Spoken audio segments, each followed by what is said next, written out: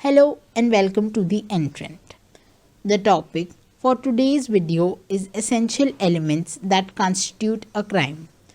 This topic, in addition to being a very important topic, also forms the basis of criminal law. So before delving into these elements, let us understand what exactly is a crime. A crime can be defined as committing a deliberate act or omission of an act that causes damage to an individual or a property. It violates the law and results in punishment. The very definition of crime may vary in each society as it depends upon the values of that society. However, for an act to be qualified as a crime, there are certain steps that should be present. In the absence of any of these steps, an act will be failed to call a crime. These steps are also known as the elements of crime, as they are necessary to prove the criminal liability. The first and the foremost element is that the crime must be committed by a human being.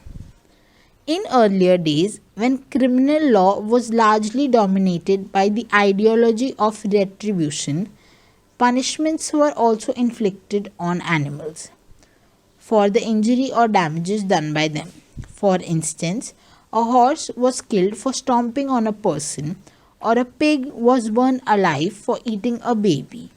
But today, the times have changed, and if an injury is caused by an animal, it is not the animal that is held responsible, but rather his owner is held liable. As the laws can only be enforced upon the human being, this is the primary reason why the crime must also be committed by a human. The word person has been defined in section 11 of the IPC. The second and one of the most important elements of a crime is mens rea. It is also known as the guilty mind or the evil intent. There can be no crime of any nature without mens rea or an evil mind.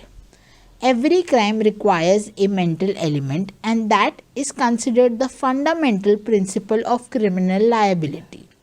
The basic requirement of the principle of mens rea is that the accused must have been aware of those elements in his act which make the crime with which he is charged. The rationale behind this Latin term is not to punish those who cause harm innocently or without any wrong intention in mind. The third element and the companion of mens rea is actus reus. Actus reus is the manifestation of mens rea in the external world.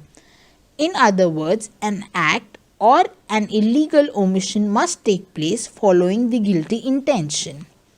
Professor Kenny was the first writer to ever use the term actus reus.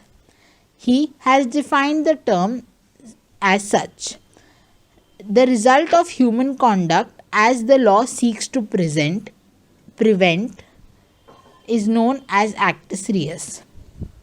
Both mens rea and actus reus are derived from the famous maxim actus non facit reum nisi mens sit rea. This maxim can be divided into two parts.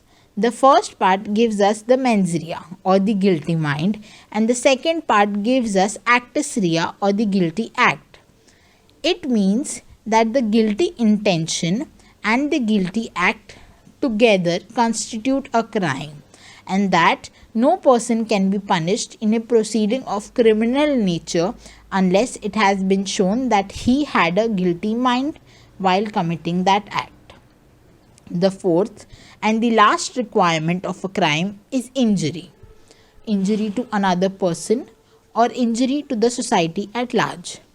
The injury should be caused to any person in body, mind, reputation or property as stated in section 44 of the IPC. In Indian criminal law, it is considered that certain sections of people are not capable of having a guilty intention, even if they have committed a prohibited act. Hence, the lack of guilty intentions make the action not a crime and can be excused. This category includes a person of unsound mind, a minor, a person under the influence of alcohol or drugs, a person exercising his right to self-defense, etc. These come under Chapter 4 General Exceptions of the IPC, starting from Section 76 to 106. The onus of proving these exceptions lies on the accused, and he has to prove the circumstances bringing the case within any of these general exceptions. The court shall presume the absence of such circumstances, and the prosecution has to prove the guilt of the accused. For example, A, who was accused of murder, says that he committed the murder because of unsoundness of his mind, and he did not know the nature of the act that he was committing. So here the burden of proof will lie on A, and he has to prove that he was of unsound mind at that time. Now coming to the illustrations. In illustration 1, J cannot be held liable as there is no mens rea present behind the act committed by him. He was unaware of Y being hidden in the bush, and his act merely constitutes the actus reus part and not the mental guilt part. Therefore, J did not commit a crime. Now coming to illustration number 2. X cannot be held liable as he was merely exercising his right of self-defense. His actions were equal in impact as compared to Y and were also necessary in order to save his own life. I hope this video was helpful in understanding the essential elements of a crime.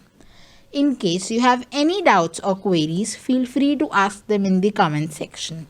Also, don't forget to like, share and subscribe to the channel of The Entrant for more such educational videos. Thank you.